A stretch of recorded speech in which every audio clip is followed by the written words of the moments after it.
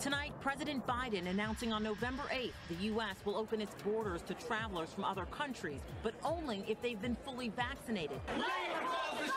Meanwhile, here at home, COVID vaccine mandates are fueling even more showdowns nationwide. Protect medical freedom! With new fears, they could make already critical work shortages even worse. I guarantee you at least half the department staying home come Saturday morning.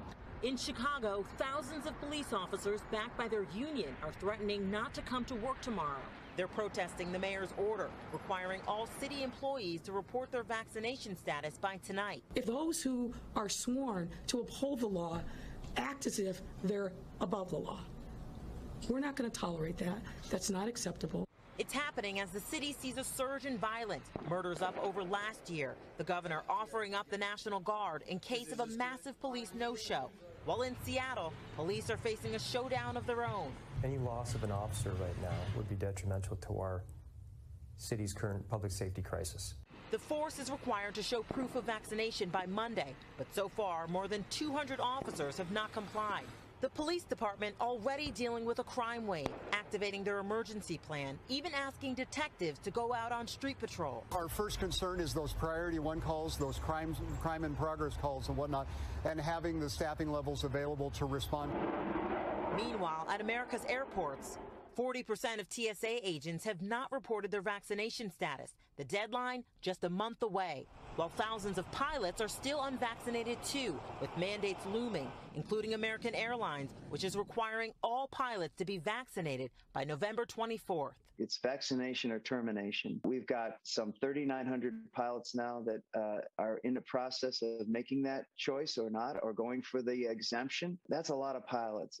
And tonight, new warnings that unless this gets sorted out, it could significantly impact the holiday travel season.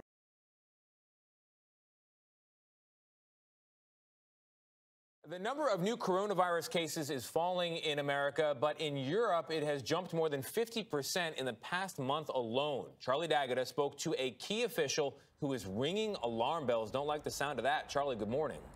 Good morning, Tony. COVID has been resurging even in places where they thought they had it nailed down. And we were told success today does not mean success tomorrow. And America should pay attention. Europe is again under siege and racking up record case numbers.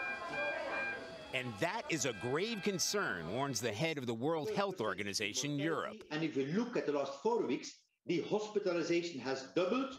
Hans Kluger says vaccination uptake has plateaued in parts of Europe. At the same time, there is a relaxation of the public health and social measures, which is a cocktail for what we see of fourth wave. And he calls his region the epicenter of a new global outbreak fueled by the Delta variant. European countries with higher vaccination uptake appear to be holding COVID at bay, while in some Eastern European nations, the daily mortality rate is surging. For example, Portugal has one of the highest vaccination rates in the world, yet Romania has one of the lowest in Europe and one of the highest death rates on the globe. And just today, Germany's infection rate reached the highest recorded level since the pandemic began. Vaccines are a game changer, but is not enough. We need to keep pressure on the virus, not surrendering on masks, the hand washing, indoor ventilation, particularly in the schools. Schools are being blamed for rising case numbers in the UK, prompting fears that another lockdown may be looming.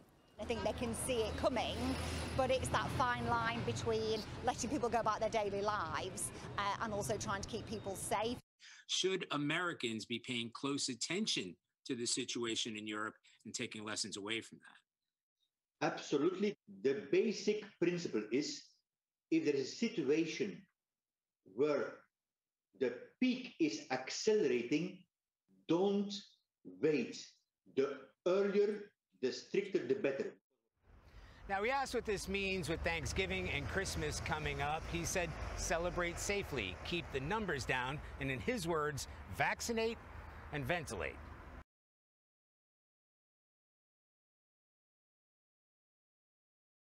Polish security forces are actively trying to stop people from crossing the frontier. This as Warsaw accuses Minsk of using people there as a weapon of war against the EU. The Lukashenko regime uses civilians as a weapon in a modern hybrid war. What we see here is a new method.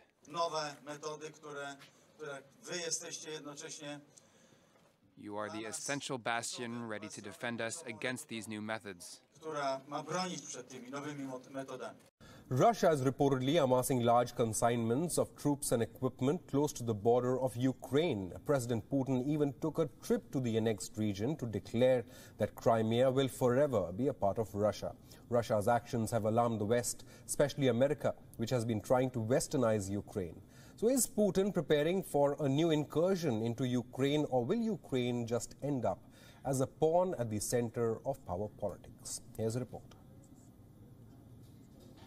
Russia is celebrating National Unity Day, and President Vladimir Putin chose to make a political point. He took a trip to Crimea, a region in Ukraine that Russia annexed almost a decade ago. He laid flowers at the Eternal Flame near a newly established memorial in the heart of Sevastopol, the capital of annexed Russia. Putin said that Crimea will forever be a part of Russia. Russia has found its historical unity, an alive, unbroken link again. You especially feel it here in Sevastopol in Crimea.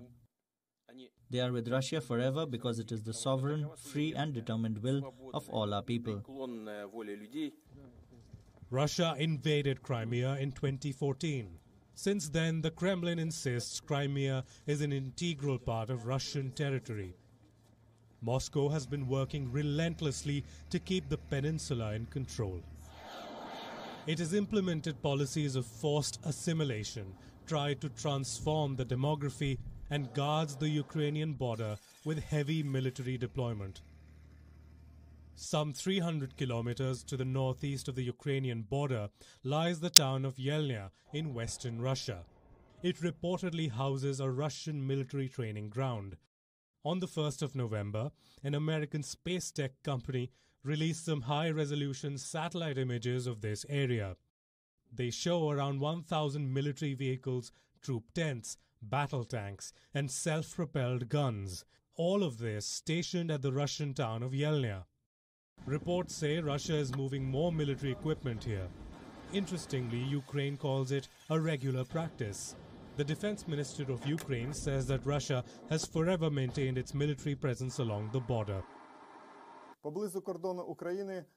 After the Russian command and personnel drills were over, units and divisions of 41st Army remained in the European part of Russia, next to the town of Yelnya in Smolensk region at a distance of about 260 kilometers from the Ukrainian state border. It should be noted that the Russian Federation periodically resorts to the practice of transferring and accumulating military units in order to maintain tensions in the region and political pressure on neighboring states. Ukraine says there are some 90,000 Russian troops stationed at the border.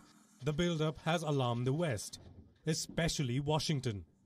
Biden has pledged support to Ukraine and military aid worth $60 million. Continue to support Ukraine. And the United States remains firmly committed to Ukraine's sovereignty and territorial integrity in the face of Russian aggression, and our support for Ukraine's Euro-Atlantic aspirations. Ще раз особисто президенту Байдену ми отримали ту військову допомогу на 60 мільйонів. Next week, the U.S. Secretary of State will welcome the Ukrainian Foreign Minister in the White House to launch a Strategic Partnership Commission.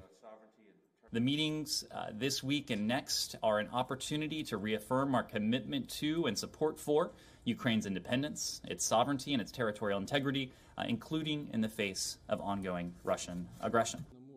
Russia is watching America's moves. President Putin has called them a threat. He has also reprimanded Ukraine, sharpening his rhetoric, even writing an essay that describes Ukraine as a vassal state of the West, and suggesting that it's not even a real country. Moscow's words and actions don't augur well for Ukraine, as it finds itself at the center of a tug-of-war between the two Cold War foes.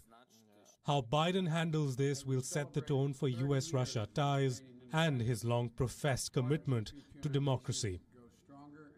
Bureau Report, WION, World is One.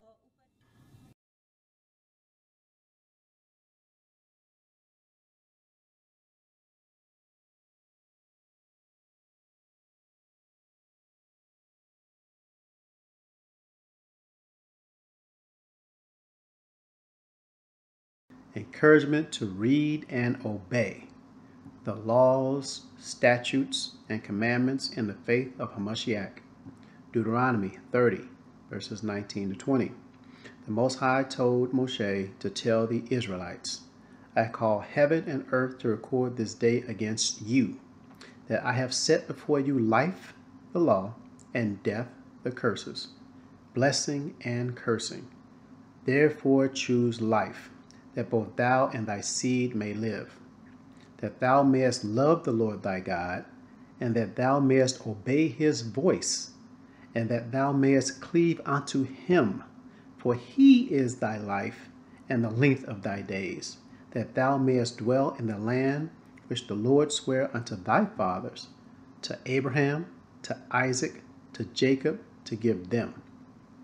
Revelation 14 and 12. Here is the patience or perseverance or endurance of the saints. Here are they that keep the commandments of the Most High and the faith of Hamashiach. You have 3 steps you should take. Read the word, obey the word, which is the renewing of your mind and not relying on your own understanding, and to conform your life to the scriptures, and pray. Pray for forgiveness, mercy, obedience, redemption, and salvation.